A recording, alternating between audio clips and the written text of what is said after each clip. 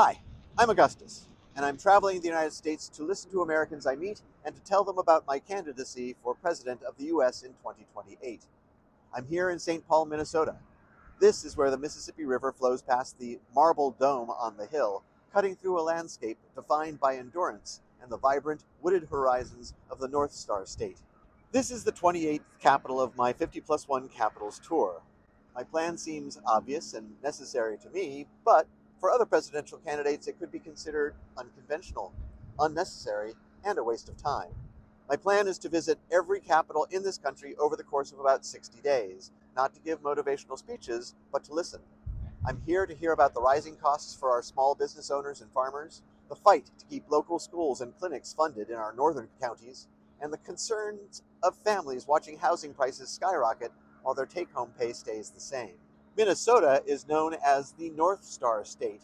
That's a fine title, but stars are cold and millions of miles away. I prefer the way people here actually live, Minnesota nice. It isn't just a polite smile, it's the quiet resolve of neighbors who show up with a snowblower before you've even found your shovel. But lately, that social contract is being frayed by a brand of politics that treats our lives like a backdrop for a photo op. While the big shots are busy shouting for the cameras, Minnesotans are quietly keeping the gears turning, from the Mayo Clinic labs, where the future of medicine is written, to the soybean rows of the South that feed the world, and every classroom where our next generation is finding its footing. They offer us noise, you offer the nation its substance. They call it the marble dome on the hill, and it's a feat of engineering, but let's be honest, the real strength of this state isn't in the white Georgia marble or the gold leaf quadriga looking out over University Avenue, it's in the foundation. A dome that big only stays up if the weight is distributed evenly. Right now, the weight of this country is being shoved onto the shoulders of the working class, and the people at the top are wondering why the stone is starting to crack. It's easy for a politician to get misty-eyed about a postcard of the Boundary Waters or the North Shore, but scenery doesn't pay the property taxes and it doesn't staff the local clinic. I'm not here for the views. I'm here for the people. If you want to lead this country, you better be able to look a shift worker in Duluth in the eye without flinching, and you better have a plan that actually respects the families up on the Iron Range. Minnesota winters are legendary.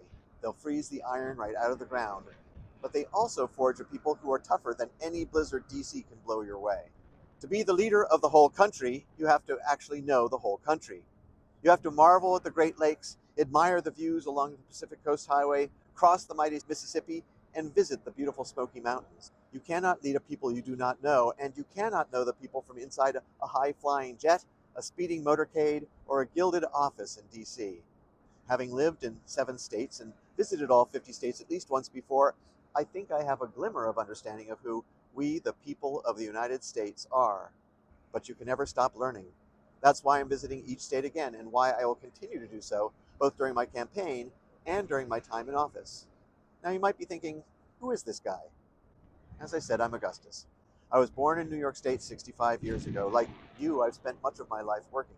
I've seen presidents come and go, and industries rise and fall. And I've watched as the people who keep this nation functioning, the nurses in our hospitals, the crews maintaining the highways, and the staff at your local grocery store are treated like numbers on a spreadsheet, not human beings. You may be asking yourself, is he qualified? The Constitution says I am. To me, though, being qualified means working as hard as I can to help the most people possible. You need to decide for yourself what qualified means to you. Think about the people who meet in this Capitol or in Washington, D.C. How many of them are qualified in your eyes? How many of them are working to make your utility bills manageable or your fuel prices affordable? It seems that many representatives have forgotten the primary requirement of their job, remembering who they represent. They shouldn't represent the lobbyists, they shouldn't represent their party, and they definitely should not represent the ultra-rich. Your representatives and the President of the United States should represent you, period. I stand for the people, not for corporations that treat employees like disposable parts, not for the rich and ultra-rich who treat the law as a suggestion, and not for the special interests who think their way is the only way.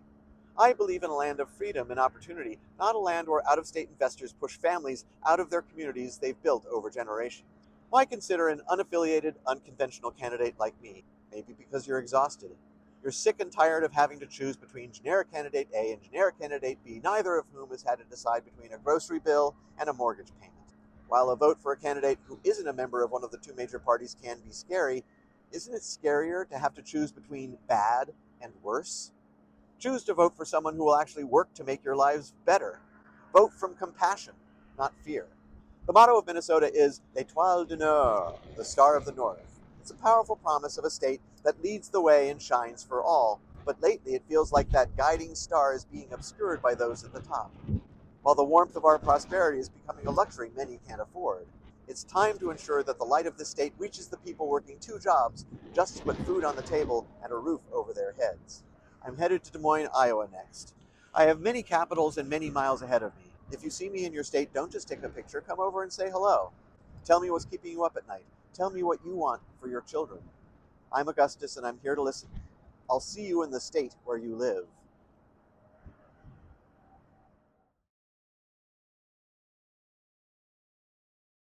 Known as the Star North.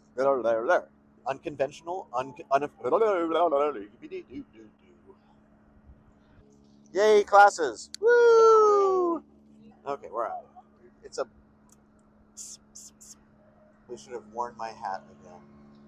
Oh well.